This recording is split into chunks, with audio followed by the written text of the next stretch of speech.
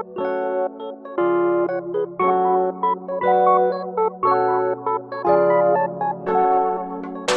welcome to the Jennifer O'Brien Show. I am your host, Jennifer O'Brien. I am so excited today.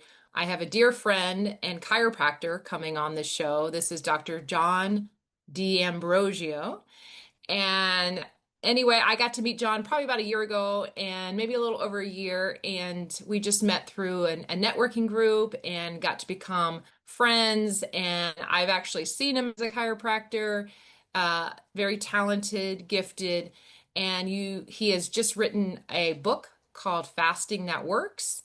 And so I brought him on the show today to talk all things about health and chiropractic and wellness and faith. So, John, thanks for coming on. How are you doing today? I'm doing great. And it's funny, right off the bat, all those things you mentioned kind of all tie together Yeah, because everything we do, whether it was chiropractic or fasting, all health, all life comes from God anyway.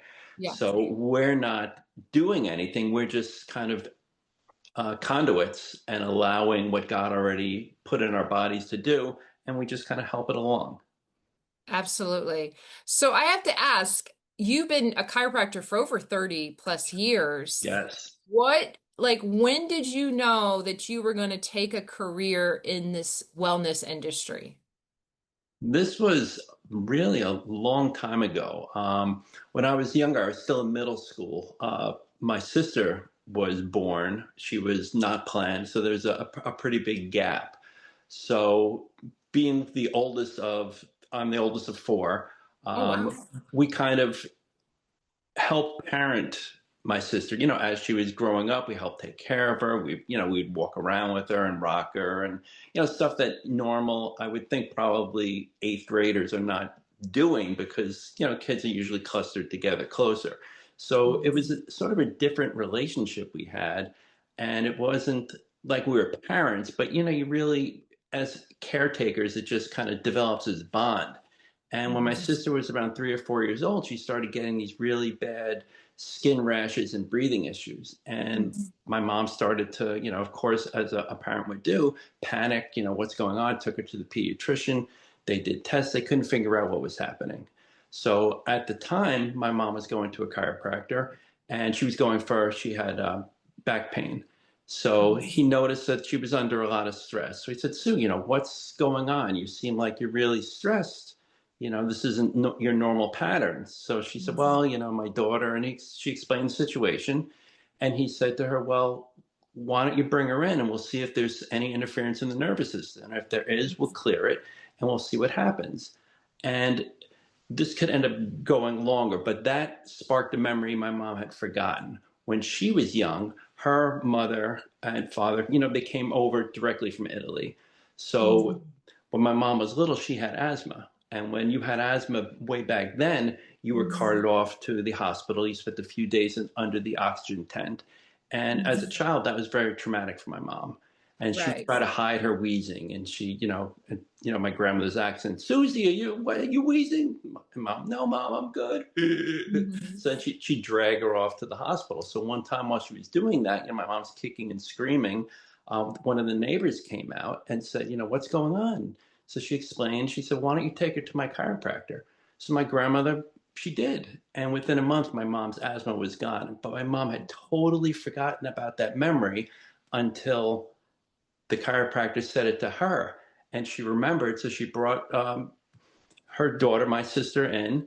And within a month, Mhm. my sister's breathing issues, everything was better. And it was weird because the treatment that was recommended back then, because they couldn't figure it out, they said, well, maybe it's, some sort of an allergy. Wash the walls down with bleach. So they Mhm. washed her bedroom walls down with bleach, and it helped. And it helped for about a month. And then 3 weeks later, about a month later, it started coming back. So they had to do it again. And the time frame became shorter and shorter. So every 3 weeks they were washing the walls, every 2 weeks. And I would come home from school and you'd smell the bleach. They were doing it every day. And that was the point where my mom was so stressed when she went to the chiropractor and mentioned it, and then ended up getting her under care. And like I said, within a month she was fine, and she's been fine ever since. That was, 40 years or 35 years ago. So you're watching this in real time play out, and Yeah. so something in you is seeing, wow, this This is is really helping my cool. sister who I Right. love and I'm seeing suffer, and now I'm seeing her get better. Right, exactly. So that kind of implanted the idea of, wow, there's something more to this. And I didn't know anything about chiropractic at the time, but there's something to this. Hmm. And then it wasn't until after, I graduated high school, it was kind of in my head. I didn't really have a direction where to go. Hmm. And I then seeing that same chiropractor, and he said, why don't you be a chiropractor? You have good hands, you like health. Hmm. I helped your sister. You keep talking about that. Maybe that's something to investigate. So I took all the prerequisites and off I went. Well, and that's what brought you down to Georgia, right? Yes, it is. Yep. At college. Yeah. Crazy. Yeah. Yeah. Almost went to school up in New York. It was much closer, but they told us about halfway through my schooling that they would end up being moving up to way upstate New York. Okay. And we decided that's not for us. Let's check out other schools. And then we checked out life down in Atlanta. And Yes. it was warm, it was pretty, and that's where we went. Wow. Yeah. I will tell you, like, moving here from Florida back in 96. I lived in Marietta, and that's where Life College is. It's Hmm. Marietta. And if Life College, if you don't know, it's a chiropractic university where pretty much a lot of the chiropractors, I know there's others, but at least down in the South, it's the one we all know about. And that's where I was introduced, moving here as a single mom. I was working at Outback Steakhouse back in the day, and there were a lot of students from Life that were, kind of working as they're going through school. So I got baptized in health and wellness, because I was surrounded by all these, chiropractors, or wanting Right. student chiropractors. So I was getting adjusted. I was reading books on vaccines. Like, I was just inundated with so much truth. And I just see the mercy hand of God, as a young single mom. God quickly intervened for me and showed me a lot of things that were in the medical industry that were actually harming, um, you know, children. Yeah. I was able to make decisions as a young single mom. In fact, I'm just going to bring this up. I'm not trying to go here, but I'm going to go here for just a moment. I made a decision about vaccine. I remember being handed, this is before the internet, I got handed it was like a photo album, but Okay. instead of photos, it had Xerox copies of article after article written about vaccine injuries. And Right.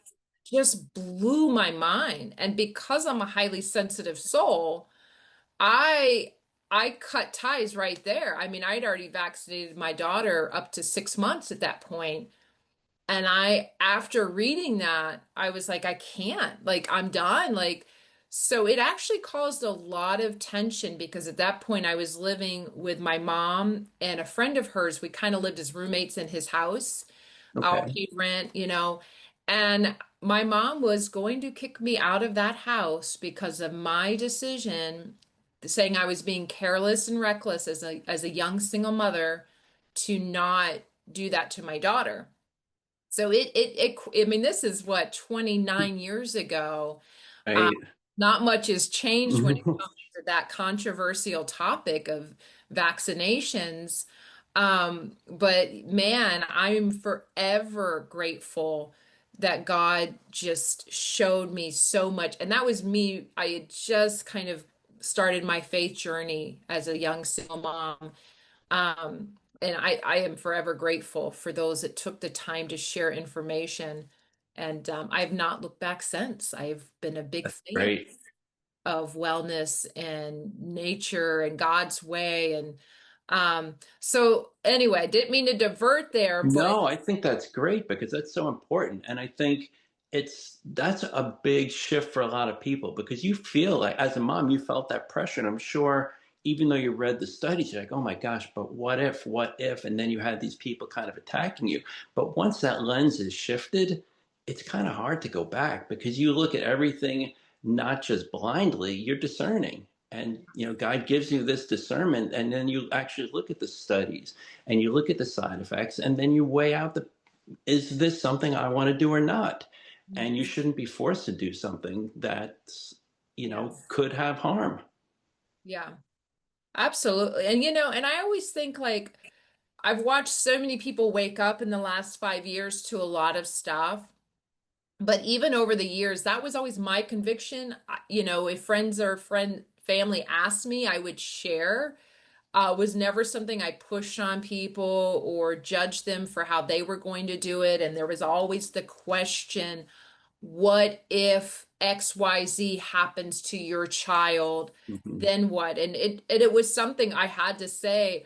I pray. I don't know what else to say. I just ask God to cover my children because I'm choosing to do something that goes against the norm. And I don't know. I had to walk by faith in it, and I still, walk by faith in all of what we do.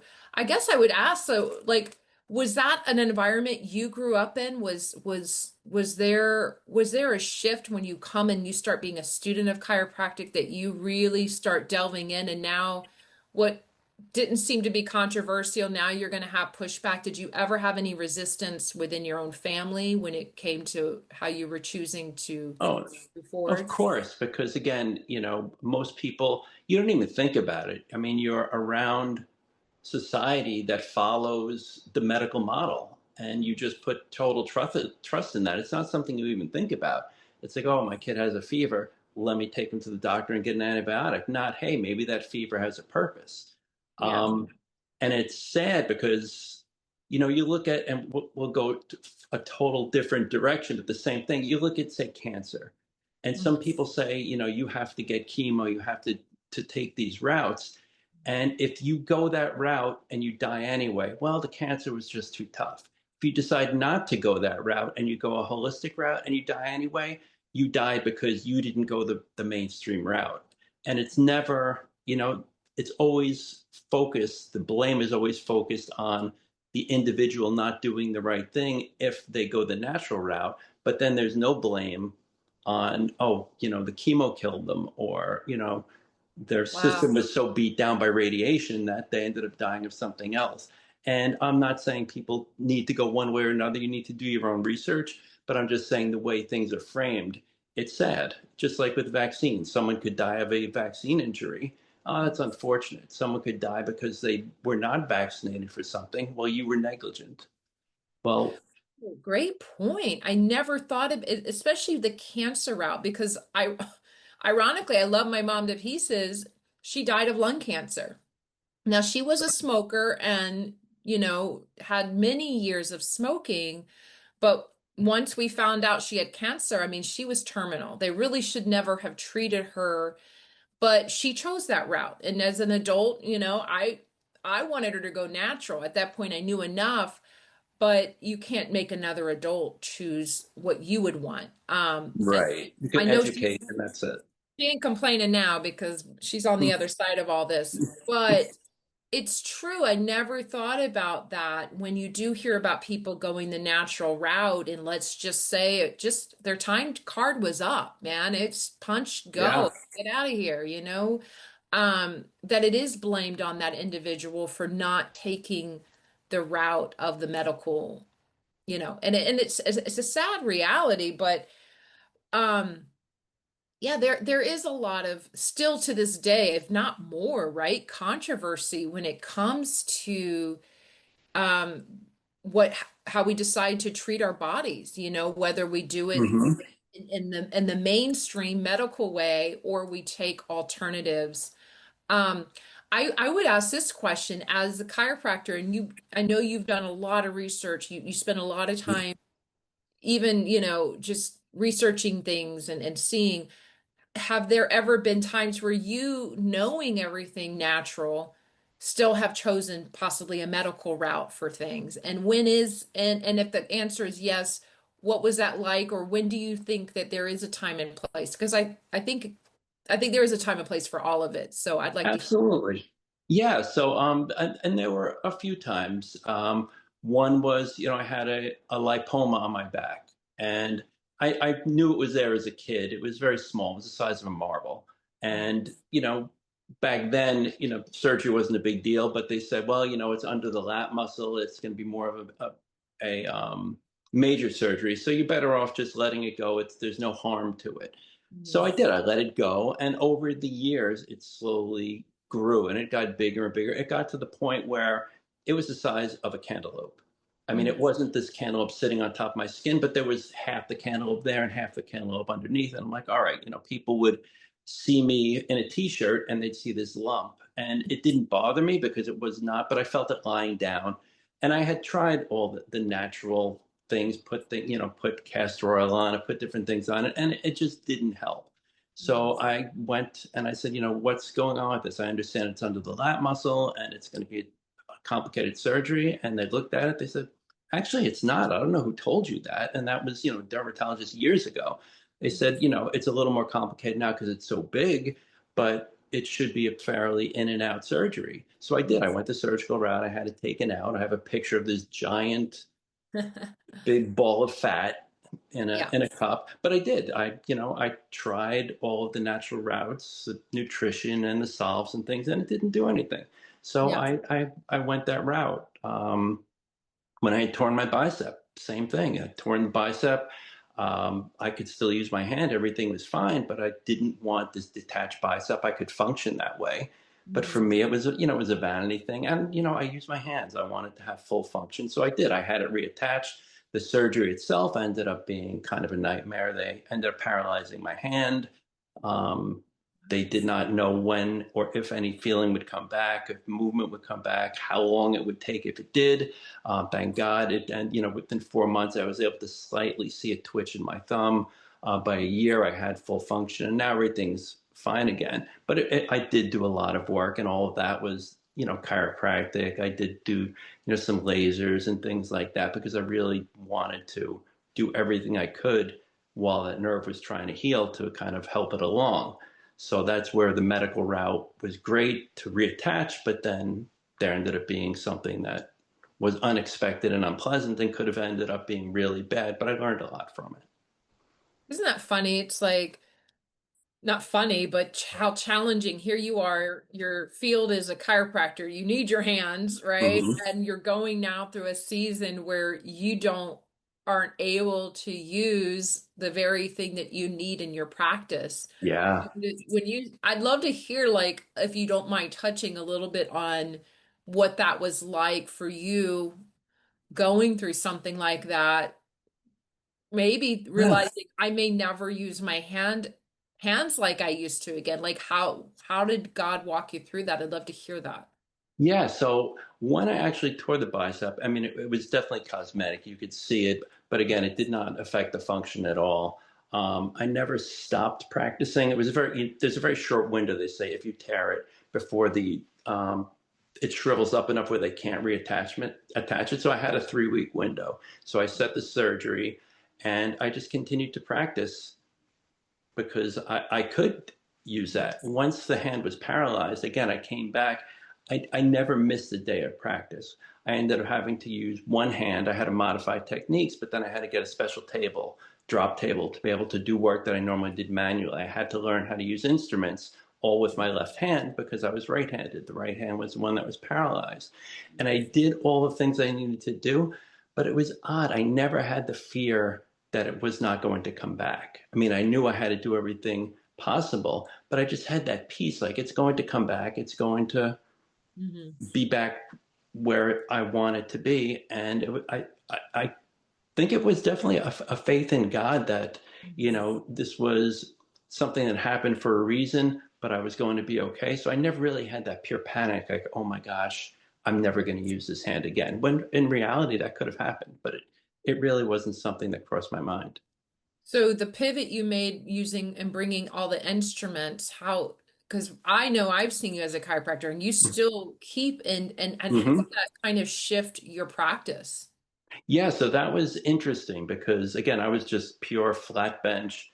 I would adjust people and I would do the cranial work that I have helped teach across the country. I couldn't do the cranial work anymore because you need, a hand to be able to do that. And the manual work was possible, but very awkward. I'd have to use an elbow instead of a hand. And but once I got the instruments and I saw the validity in them, I thought, why wouldn't I? They're very specific. They less wear and tear on my body. There's a reason for this, and I just never went back to film full manual again. And now I just feel that because so many people are so inflamed, so fight or flight because of just the way society is, instruments in most cases are actually a better way to go because, again, they're gentle and specific. People think you need to hear that pop. I mean, oh, I cracked my knuckle. Did anything happen? No, I just released gas. I didn't move the joint. I just pushed it to a point where the gas was released. It's the same thing if you're doing the neck or the low back. The noise means nothing. People associate that with, you got it. Yeah, there's an endorphin release and it feels good. Maybe you can move a little better because of those endorphins. But at the end of the day, it's really whether you're moving the interference or not. And the noise is not indicative of removing interference. It just means you've taken a joint past its normal range of motion and it popped. Wow, good to know that for those that want to hear the snap, crackle, and pops. Yes. And I have more friends now that, especially as they get older, and I would imagine with older people, they're just like a little more intimidated by that snap, crackle, and pop, and do like the more gentle approach with instruments. And I like how you're saying it's very, it's a little more going right to that point Hmm. versus, you know, I've been, yeah, I've been, I feel like a rag doll sometimes. Uh, my chiropractor, that I also, another chiropractor I go to, Hmm. she'll get you done. It's like, and uh not so much with you. It was very, like you said, yeah, the instruments, it was like, oh, um, so talk about this cranial work. I'd love to touch on that because, tell me a little bit about that and how that plays into your practice. Because, Yeah, so the cranial work is interesting because and I've always been, I kind of over research things and I'm always questioning things and looking for more answers. And you know that personally. So with the cranial work, I was just trying to figure out, we have these, 33 bones of the spine, and osteopathy used to say that, always said that the cranium moved, and chiropractors, some were on board with that, some were not. And I thought, well, if it does move, what's the purpose of that? And I started looking into it. And then my wife had really bad TMJ. I mean, to the point where if you touched her ear when it was flaring up, she would cry. It was brutal. And I adjusted her. I did everything I knew to do, and it never cleared it. And then I reached out to one of the instructors for the cranial technique. And I said, this is what's going on. He said, well, it could be a cranial issue. So I started getting her worked on that way, and it cleared up. And I said, I have to learn this. And I just loved it so much. Became friends with the developer. I ended up helping him teach around the country. And it's such a gentle and powerful technique. For a while, I mean, that's all I did was just the cranium. I didn't do any spinal work at all because most of the stuff cleared up once you clear up the cranium. And then after the injury, and I needed to kind of go back to everything, I incorporated it all in there. So that's part of the protocol now. And it's just really, really powerful because there's 22 movable bones of the cranium, and they kind of I mean, there we go. They kind of do that 6 to 12 times a minute. Everybody's different. And science used to say, no, the cranium fuses. It's one big bone, until they started sending astronauts into space, and they would come back with these massive headaches. They would actually have to drill holes in the skull to relieve the pressure. They did fluoroscopy studies and said, oh, look, those bones do move. They don't move much, but they move enough to make a difference. So addressing that allows, relaxation of the cranium, the dora, which is a coating over the brain and the entire spine, is then relaxed. The fascia of the body relaxes. The cerebral spinal fluid, which nourishes that entire system, is able to flow freely. And people see amazing, amazing changes. And I mean, that's the way God designed us. So, and I know, and I believe in all of it. Like I'm a believer, but tell me, besides the TMJ and the jaw stuff, what are some other things that you've seen transform through cranial work and chiropractic? It's really, I mean, so many things with chiropractic. I mean, I've seen people with, attention issues, allergies, digestive issues. I've had people, after I've done the cranial work, they go home and they forget their glasses at the office because their vision's improved. And, I have to call them like, oh my gosh, I didn't realize that I left without my glasses. I can, is that normal? Is it normal to see better? I've had people who have had diabetes, and then I have to let them know as a disclaimer, you need to check your insulin levels before you give yourself your regular shot, because there could legitimately be changes, because doing that affects pituitary, which affects going down to the pancreas. So, and they've had to alter medications. So it just affects the entire body. It's a very global technique. Wow. I mean, I believe in it. I know early on, and I've learned through friends in chiropractic, our bodies are self-healing organisms, Mm-hmm. right? It's Yep. just a matter of getting your body, out of whatever subluxation or blockage, clearing the blockage and allowing the body to do what it was designed to do, which is heal itself, right? Perfect. Yeah. So, yeah, I'm very fascinated by that, especially like sometimes, I can just feel knots, in my head, like literally Right. The it's like, tension in there. yeah, and it's crazy how that can affect your jaw, like something Mm-hmm. way up here, and you're like, how it's all just connected. And Yeah, because I mean, the cranium is, with all these bones, if they shift a little bit, the jaw comes right in and connects there. So you get a shift there, this slightly misaligns. There's so many nerve endings in where the jaw attaches to the rest of the skull that just flares up and causes so much pain if there's a misalignment there. man, that's just incredible. Well, I'm just fascinated. Like I'm fascinated by how God designed the human body. Absolutely. And kind of going back to the medical system, how it's so compartmentalized. And it's like, well, now you need to go see a specialist for this. And Hmm. everything's just broken down to where you never really get to the root of why you're in dis-ease. And that's why such a fan of chiropractic, because it treats the whole body. It goes after the whole body, because we are mind, body, spirit, right? So, Absolutely. and we got to live in these bodies until we're not. So it's all Hmm.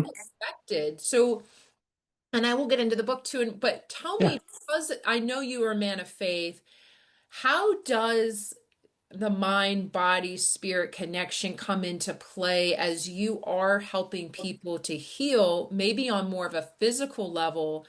Have you ever had seen a resistance because of maybe a spiritual blockage, or that these things are because of spiritual things that people aren't quite healing? Have you ever seen anything like that, or does that even make sense what I'm trying to say? No, no, it's really interesting because, the way chiropractic, my framework of it is I'm not treating anything. If you come in with asthma, you come in with heart disease, you come in with back pain, all I'm doing is I'm finding where there's interference in the system, removing that and letting the body heal itself. It doesn't matter to me what you have. So there's not an asthma adjustment, a low back pain adjustment. I may check you and you're coming in with neck pain and never touch your neck because there's no interference there. That could be a compensation. It could be maybe not even related, and you're coming in. It's like, well, the neck pain isn't something to do with nerve interference. I mean, it usually is because a muscle will misfire, but my goal isn't to treat anything. It's just to make sure the body's functioning the way it was designed to do. But sometimes we know stress, like you say, well, how does the mind play into that? Well, if somebody cuts you off in traffic or you get angry, some people tighten up, their shoulders tighten up, some people tighten up in the low back, and you're seeing it in just certain areas, but how is that affecting the rest of the body? How is that affecting the way the nervous system's functioning, the hormones, the glands, how they're secreting cortisol or adrenaline or something like that, and that's throwing things into this kind of a turmoil. And sometimes people, PTSD, they store these memories, and these memories they can't fully process them. And I've found a lot of times what I do, because science has shown the limbic system, which is your emotional system, is more in your spine than actually in your brain, and memories can be stored in the fascia itself. So by releasing the nervous system and letting it do what it needs to do, you can start to process these emotions and these things and just come out on the other side. So it's not like I'm doing that. That's the way God designed the body, and I'm just a facilitator. And then people heal from PTSD. People, on the table will start crying, or they'll Yes. start laughing hysterically. They're having these emotional releases, not because I'm doing anything, but because Yes. the body is now processing these things that were trapped in there and keeping them in a pattern and sick. So it's really cool. And I'm always, speaking of spiritual, I never try to take claim for any of that. People say, oh, I've been to other chiropractors and they don't do what you do and they've really helped me. Mhm. God put you in my office for a reason. I'm not taking any of the credit for this. It's just everything happened to line up because of him, that Mhm. what I did worked. It doesn't mean what they were doing didn't work. They probably helped you in other ways. But, I'm not the healer. I could do everything I did to you to a corpse, and that corpse is not getting up. It's it's not me. Yeah. Wow. No, I'm just so fascinated. Man, thank you for sharing about that because I do believe God is, it's not his will for us as his children to stay bound, in any way, shape, or form. Jesus said, I came to give you life and life more abundantly. Mm-hmm. Doesn't mean we're not going to have hardships and challenges. We're going to have many troubles, but how much better when we're walking aligned and we're not having to stay stuck in the traumas or the PTSD and all these things that really get trapped in the body. I'd love to ask this, and then let's get on to the Yeah. book after this. But kind of post COVID, we watch the world on a mass level. Really, if you didn't have trauma before, well, hold on, buckle up, it's coming for you now.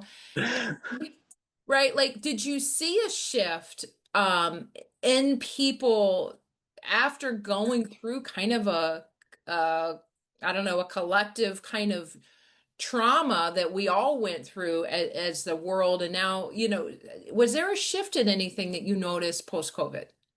It was interesting because I noticed more of a polarity. So people who were very holistic minded and open to, like, this is the way the body's supposed to function, they kind of dug their roots. That was their line in the sand. And they didn't let it, what was going on really frustrated them and annoyed them more than scared them. And the people Yes. who were very medically based, Mhm. um, just that was, again, that was their foundation. They were just like, oh my gosh, we're all going to die. We need to get this. You need to wear the mask. You need to do all these things.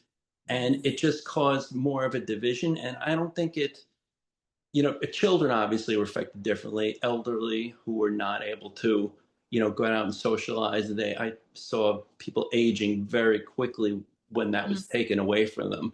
But as far as psychologically, I think it just strengthened whichever camp you were already in. It kind of really made that part of who you were, your identity, as opposed to just something you believed. And that Mhm. was something that could work to your benefit or not. But I think it definitely, especially after the fact now, I mean, there's plenty of people who still believe everything that was done was absolutely right. And if it comes back, we're doing the same thing again. And there's others who just say, we're not falling for that again. We're not going that way. And I think churches are starting to fill up because of this. I think people are just starting to realize, more people are coming to God, and I think that's important. Yeah, that's amen. God doesn't waste a season either. God's always like, No. "Come now, this is your time. Let's wake up." Let's talk about your book. I've read it. Yeah. I don't even have it in front of me. I wish I had it. It's somewhere around here. Oh, you have it. Fasting that works. Tell me about this book and just take it off. Take off.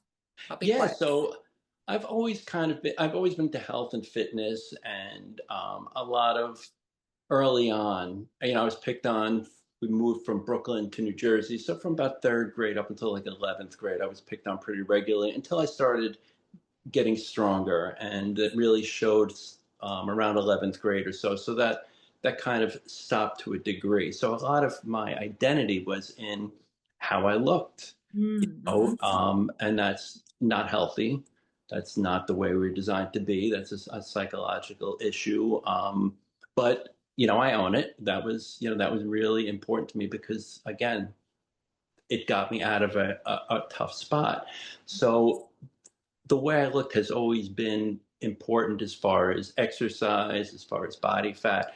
And I used to, when I was younger, the bigger the better. So, you get up to 180 pounds. Well, yeah, you look great in clothes because I carry, my fat very evenly around the body. You take off your shirt, it's like, oh, okay, put it back on again. So that bothered me. So I was always looking for ways to get lean, Mhm. and fasting was introduced to me back in the 90s. I forget I have his name in the book, Martin something. He had a website, Lean Gains, and he was very ripped, and it's like, wow, this looks great. Let me try this. And it involved fasting, but it involved taking amino acids during the fast before workout. So it wasn't true fasting. I did it. It really didn't do anything for me, but that planted the seed that, oh, fasting, that's kind of cool. How could you build muscle and not eat? Wouldn't that be, you're told, someone who's exercising, you got to eat 6 to 8 times a day. You got to get all those meals. Otherwise, the muscles won't have the fuel. So it always has been something that kind of stuck with me, and I revisited it on and off. I really like 16/8, which is when you're not eating for 16 hours and you're eating for 8 hours. So I did that for years. I didn't, I worked out. I did CrossFit twice a day for 10 years. And my first workout was fasted, and I had no issues with that. I did great. But I was doing it obviously wrong. I would break my fast with a large ice mocha with 10 pumps of mocha in it. I would ask for, I'd have to specifically ask for 10 pumps, 8 pumps, sometimes 10 pumps, depending on the store, because Yes. some pumps are bigger. And that's the horrible, horrible way to break a fast.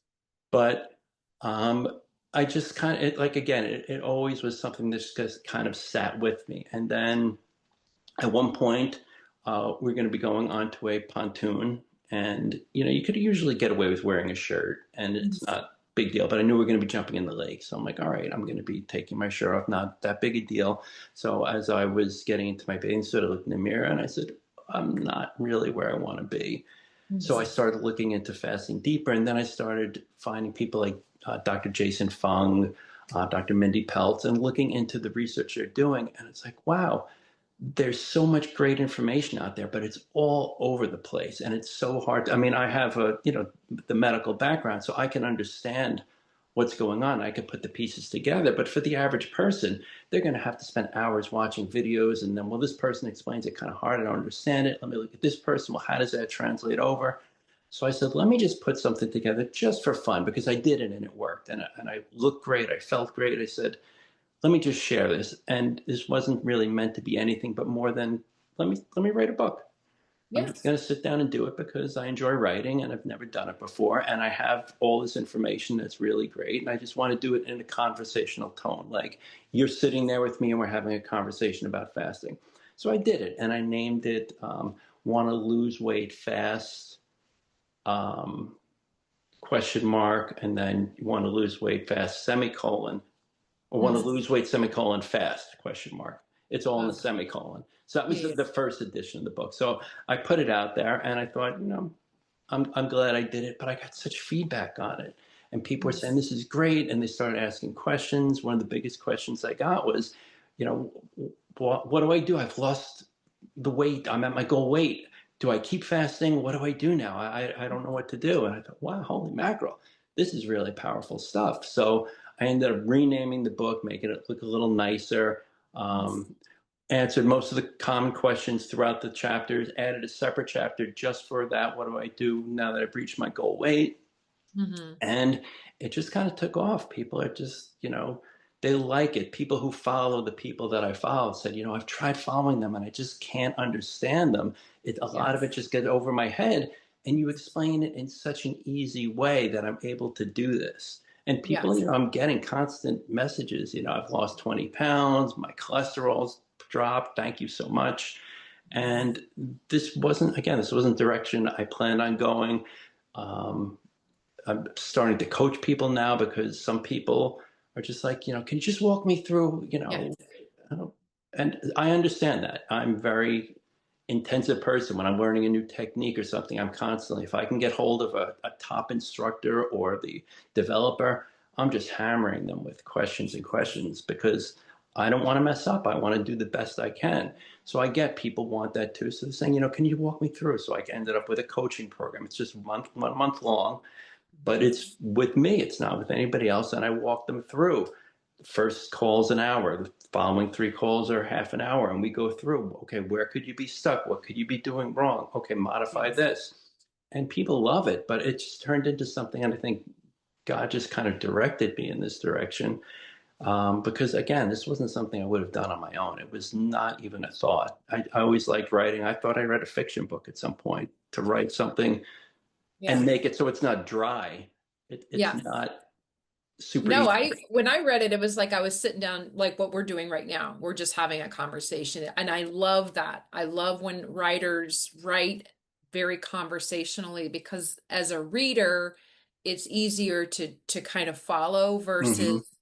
if it gets too wordy or if and then now I'm stopping and my brain's like hurting a little bit. Like it was an easy read, which especially for something when you're trying to get a lot of information. There's nothing like when I've bought in books and they try to explain the thing and I'm like, Hmm. I know what the thing is. Like just get to like get to the solution. I don't want to Yeah, analyze the problem. I know what the problem is. Let's get to the solution. So right. And even the science, I didn't want to lay it down. I mean, the science is all out there. It's not hard to find. I didn't want to put so much in there that you're just overwhelmed with it. I just wanted, this is why it works. Very simple.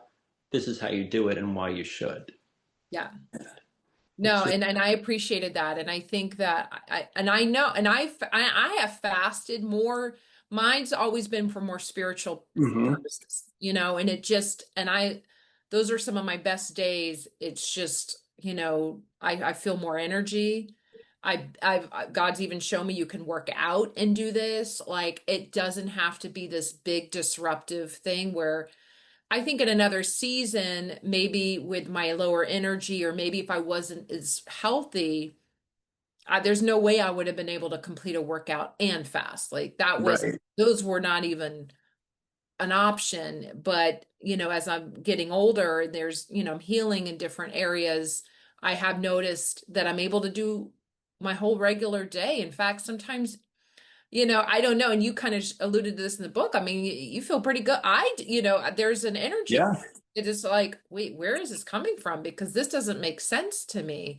So, can you just kind of like highlight a little bit of that? Because I think a lot of Yeah. people steer away because there is that fear. And honestly, if you it's kind of a habit or a practice because I know if I go a while without fasting, something shifts in me to where Hmm. those first few times are just like, you got to really get back into it. So, somebody that maybe it's very new to this and they want to dip their toe, like, what are some like little pieces of advice you'd give to that person? Yeah. So that's really important because fasting is, I mean, what we're doing is we're taking bodies that are, because of the way we eat, we're constantly burning sugar, burning glycogen. We're using that as fuel. So the body, it doesn't forget, but it just doesn't really burn fat anymore. So you're not used to that. So you're not, it's called metabolically flexible. So you want to be able to go from, oh, I just ate a meal, I'm burning that, to, okay, I'm not eating now. My body's, that's what the fat's for. The fat's not there for any other reason, but your body stores energy so it can use it when there's no other food coming in. So you have this fat. I mean, I printed this out. This was back in the 70s. This was the longest medically supervised fast. So it was a 27-year-old man. He started at 456 pounds. He fasted, did not eat at all. He had, supplementation of vitamins and minerals because, again, he was being monitored medically. He didn't eat for 382 days. And Oh, he lost 276 pounds. And this was full studies out there. You're not going to die if you do it right, but your body is meant to burn fat. He had all this extra fat on him. His body, once it switched over from getting used to the sugar to say, oh, we have fat, the body's designed to use this for energy. That's all it did. And he made it for, again, 382 days. It's over a year. He did not eat. Doctors were there. They checked on him. They made sure he was doing everything he was supposed to be doing. He didn't die.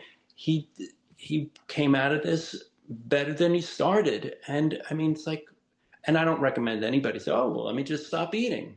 Yeah, yeah. There's obviously, like you said, it's harder at first because your body's so used to burning sugar Mhm. that when it takes that a little bit for it to kind of get used to them burning the fat. So I always recommend people start slow. I say, eat just like we used to in the 70s. There was a 12-hour window where you ate, 12-hour window when you didn't. You may have had breakfast at 7 in the morning, lunch at 12, dinner around 6:30, and then you were done.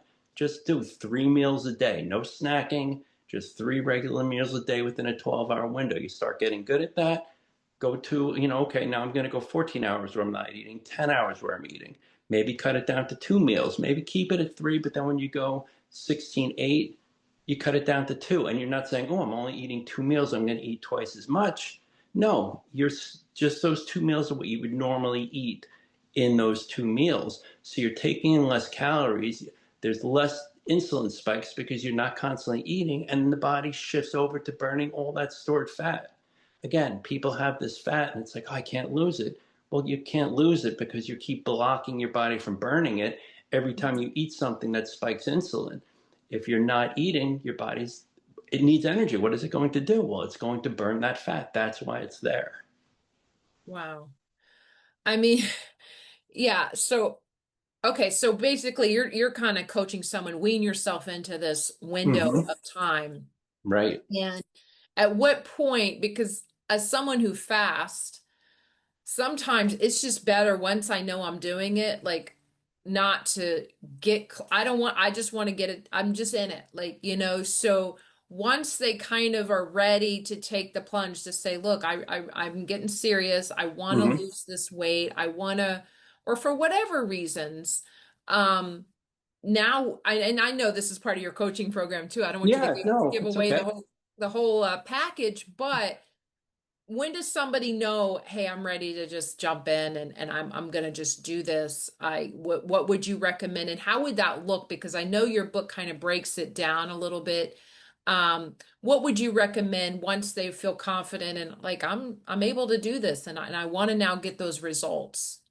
Yeah, and you can get the results really from even just from the 16/8 because I mean there's so many health benefits that go with that too when you're not eating. Your body starts looking at the cells that are starting to break down, and instead of just focusing on, oh, we have sugar, we have sugar, we have sugar, it's like, well, let's start breaking some of these cells that are not functioning properly down and building new ones. Let's use that material. So it's called autophagy. It's just your body going through and kind of cleaning house. So I mean that's one of the health benefits, and you'll just start losing burning fat because you have that 16-hour window. Now, if you want to extend it to an 18-hour, 24-hour, 42. I did when I was doing this, hardcore because I really wanted to lose the weight.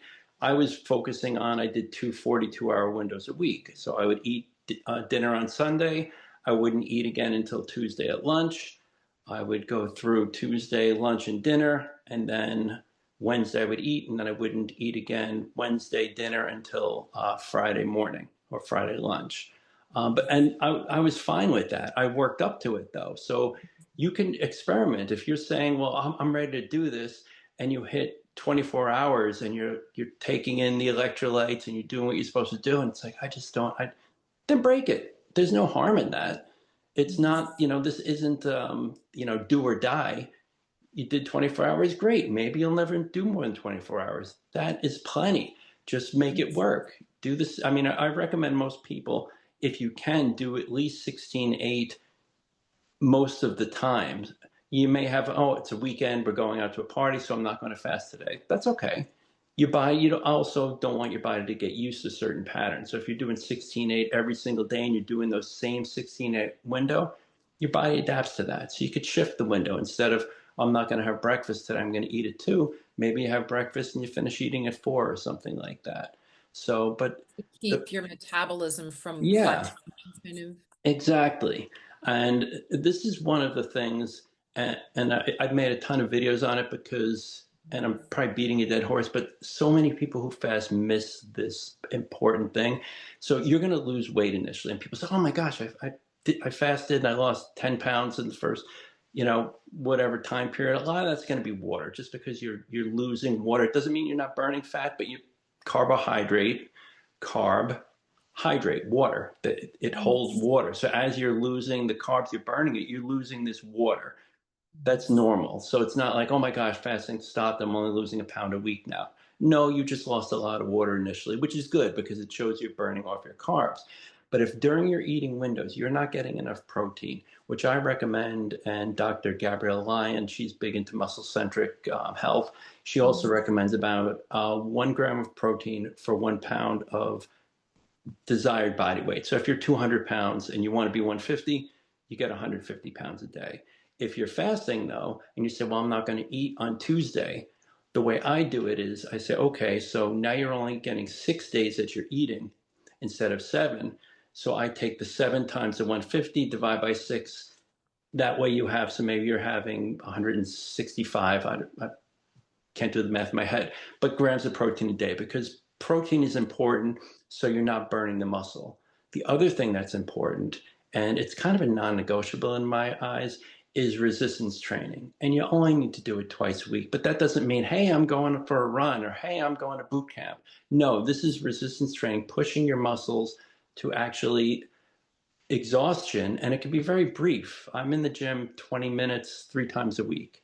And I get a great workout. I don't mess around. I'm not on my phone. I'm in there to work out. I get in and I get out. But the point of that is you need to stimulate the muscles. So the body says, oh, this isn't dispensable stuff. We're not eating. We can get rid of fat and we can get rid of muscle, especially as we Mhm. age. Sarcopenia, which is muscle loss, is one of the biggest drivers of mortality and illness and injury in elderly. Once we hit 40, we start losing muscle unless we actively work to build it. So Yes. fasting without the protein and without the exercise, you're going to lose weight, but it's going to slow very quickly because you're going to lose fat, you're going to lose muscle. As you lose that muscle, your metabolism is going to slow down, and you're just going to tank. And it's actually going to be a bad spot for you to be in. So I always tell people, if you're going to fast, which I highly recommend, you need the Mhm. protein and you need the resistance training. And again, the walking is great, the biking is great, the kickboxing classes, do what you want to do. But if that's all you're doing, you're going to burn muscle. You need to get the resistance training in there. Resistance training. So I think you need to write another book, like exercise that works, There you go. because to go with this, because those are things that like especially as we're aging, I'm middle age, I'm 50 now. So, right, like these are things that like I can't play around, when you're younger in your 20s or Mm-hmm. 30s, you're just going, you're just doing. And as you get older, you want to approach these things with a lot more wisdom and just Yeah. right, not haphazardly. And you kind of share a little bit in your book how as you're learning about fasting, you have an episode where you get very lightheaded and Mm-hmm. almost pass out and you kind of realize you were not having enough electrolytes. Right. So I love that you just are very, like I said, the book is good. It just feels like you've got that coach. And then I love that you are opening this up now, that those that really want that hand holding and like just help me because they want to get those results. A couple things on that because Yeah. right now I know there's a lot of people they want to lose that weight and it's been a challenge and I've seen dear friends and people struggle and I know there's a lot of these pharmaceutical drugs and things like now that are helping people really actually lose this weight that they have Mm-hmm. not been able to drop and they've tried everything. So as that's presented in the marketplace, here's another option. Can you kind of just, and I don't want to knock any of it, but can you kind of highlight like this versus someone that's like, I don't have the time to do that. I'm just going to go over here and, take this injection or whatever. Mm-hmm. Like, could you speak a little bit about that? Because it's such a big thing right now that I'm seeing. Yeah. And never mind, there are side effects that go with that. That's obvious. Any drug has you call it a side effect. It's really an effect. It's not a side effect. But, there's risks with that. And what they do, it's the same thing. I'm sure you remember back when they first started gastric bypass. Hmm. And I was like, oh, this is great. And then as a benefit, they noticed like, wow, oh my gosh, people's diabetes is reversing with this. How can this happen? And then Yeah. insurance started covering it because of those reasons. And if you look, I know some people who had this, and if you look at the diet they put them on after the surgery, because everything's, you have a shrunken stomach, you can't eat. Right. If I know people who did, and they tried, and they threw up because they couldn't. Your stomach just can't keep it down. It's smaller now. But if they followed that diet before they got the surgery and didn't get the surgery, they would have been better off because, again, all this is, it's forcing you to limit the calories you could take in. So the Mhm. diet they gave you was obviously calorie restrictive. I think restricting calories is different than fasting because you could still restrict calories and eat multiple times during the day and have those insulin spikes. You could restrict calories and just say, well, I'm just eating 3 Twinkies a day. Well, yeah, you're going to lose weight, but is it going to be healthy weight? Are you going to lose muscle? Of course. Is it going to help your overall health? Well, yes, because you've lost weight, but no, for many other reasons. But that's the same thing with these things like Ozempic and things like that. Didn't mean to name names, but that in that category, what they do is they suppress the appetite. So Mhm. then you don't have this urge to eat. So you say, well, it's not then truly a metabolic, like, wow, this isn't helping me lose weight. It's just helping me not eat. And you could argue, well, is that willpower or is it because, well, there's so much temptation out there? The food's so processed now, everything's designed to have this, addictive factor. I mean, the scientists and, the chip companies, bet you can't eat just one. You darn right you can't because they engineered it with the perfect ratio of salt and sugar and additives that you just can't eat just one. And if Mhm. all the processed foods are using the same technology, well, then of course people just kind of gorge. People are stressed. They stress eat. Um, so you take a drug that artificially prevents you from having that hunger. Well, you're not going to eat, and yes, you're going to lose weight. But the studies have also shown when they stop taking the drug, they put the weight back on again because they never actually trained themselves to kind of get past that psychological need for food, and it just goes back again. And a lot of people who had the gastric bypass, I know a handful of them who put the weight back on again. I know one person who had it twice. It's Mhm. just because psychologically you're not handling it. Fasting is different because it doesn't take the time. You say, well, I don't have the time. You're not eating. What time does that take? I mean, now you're free. You've just freed up 16, 18, 24 hours of your day that you normally be meal prepping and, oh, what am I going to eat now? And now you're just being productive. You're just doing what you want to do. You're just living life. So it takes up less time. It's obviously less expensive. There's no cost to not eating.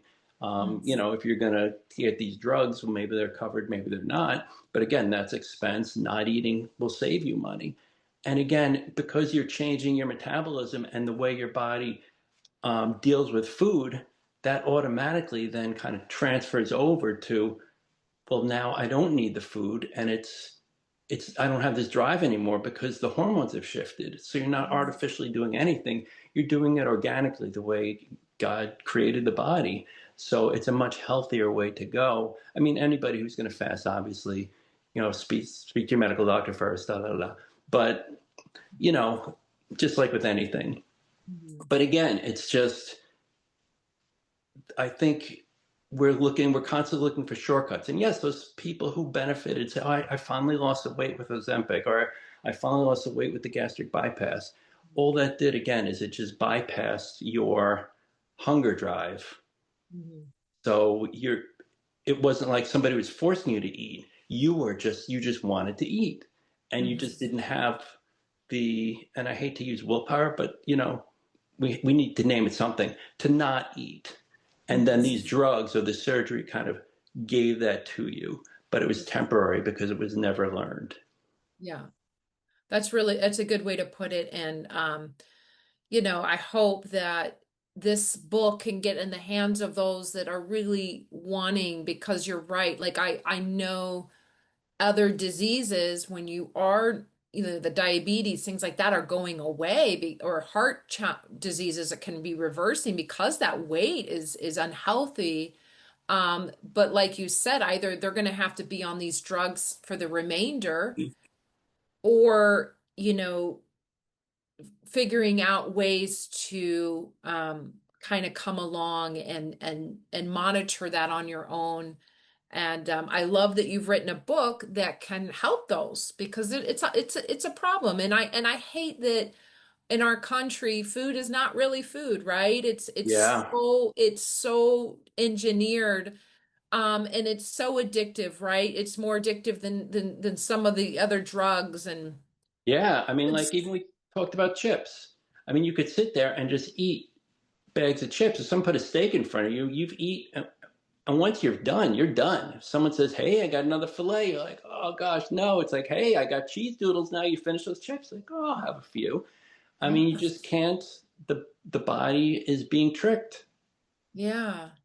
So it's really kind of addressing the body as a whole, and coming along doing this fasting book, but also getting the whole food diet, Hmm.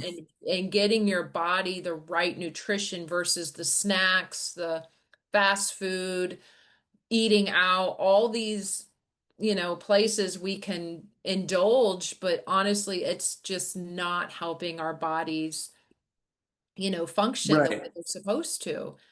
And Definitely that's not. the older And you get. Go ahead. yeah, I was going to say, and you don't have to be. And one of the things I have in my book is even when I was fasting, very strategically, I would, we'd go out on Sunday night and we'd get pizza and wings. Mhm. I could eat a pie. I had two slices and I had a few wings, and I made sure, the order I had the wings first because there was a protein to slow down the absorb. There's certain things you can do. So it's not like, oh, I don't have ice cream. Oh, I don't have Right. a drink now and then. I do. And that's Yes. the freeing thing I think about fasting is you don't have to eliminate the foods you like. You just have to be smarter with them. That's so good. And yeah, because we know when you cold turkey or restrict everything, that you're not living in reality. No, it And then falls you just apart. you're a miserable person to be around at a dinner party, because you're just sitting, Yeah, crunching on carrots while everybody else is having a good time. And food is right. celebratory, and it's Yeah, gave us taste buds. It gave us, we wants us to enjoy those things, but learning to shift that, and yes, what you said, regulate it and do everything in moderation, so that there are those indulgences and you can just absolutely enjoy whatever those are, in the confines. So I'm so right. excited about this book, and as we're kind of wrapping this Yeah. up, where can we get this book? Like, how can people find you, and people that may want to ask questions or reach out, or look more into this? Can you maybe, and I'll put it in the show notes, but can you share Yeah. where that is now? Yeah. So the book is right now is just on Amazon. Come mid-October, I'm going to have the computer version, the ebook version will Okay. expand to other platforms. But as of right now, it's just the paperback and the ebook are both available on Amazon. Mhm. Um, and then I mean, I have a link tree. We can include that. I don't have that memorized, and that has the links to the book, to all my social media, to the coaching program, and all of that. And then obviously, I'm on Facebook, Okay. Instagram, but that all those links are within the link tree. That's I kind of find out the best way to go. I don't even have an official fasting website because again, this wasn't the road I planned on taking, and I just haven't taken the time to build anything yet. I'm not sure if I will, but I have the YouTube channel and I have everything, so I'm getting the information out there. It's Yeah. just which platform appeals to you most. Right. Wonderful. Yeah. And well, thank you so much for coming on and just talking about this book. And I believe it's going to help a lot of people. And that you just took the time to pour into this book, and kind of coach people through, and those that want to take it further, that you've even opened up, to, coaching those along. I love that you've created that along, and it's so aligned. It makes a lot of sense to me. I mean, even though you didn't expect to do it, it's like it's very aligned in that health and wellness, Right. that umbrella of healing and chiropractic. So it's another avenue of getting, our bodies aligned and doing the best that we can, because, we're in these bodies until we're not, right? So Exactly. You might as well. Paul was a tent maker. He knew all about the tents we live in, and you might as well keep that tent in top shape. It's a temple. that's Don't right. worship it, but if that's where God's living, don't Yeah. let it go into disrepair.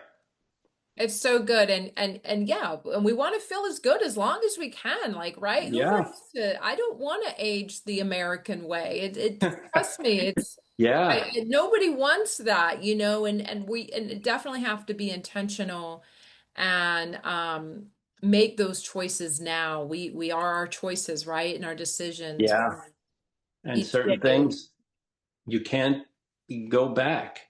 I mean, it's hard, but you realize the mistakes you've made with your body, and sometimes that damage is done. Other times you could Yes. repair that, but you always want to look at today and say, what can I do to move forward in the best way possible? Because, like you said, you know, you don't want to end up 75 and in pain and counting the days until you go home. You want to maybe fall asleep healthy in your, living life, and then you don't wake up on, one day and that's it. I mean, that's the way to go. That's the way to go, man. Just I'm gonna take a little snooze in the lazy boy. Yep. Hey, yeah. Awesome. Well, all right. Well, we'll make sure we put the link tree and on all that in the show notes. John, thanks for taking the time Thank you. come on and share. And yeah, thank you. I really appreciate the conversation. Same here. You have an amazing and blessed day. And again, thank you.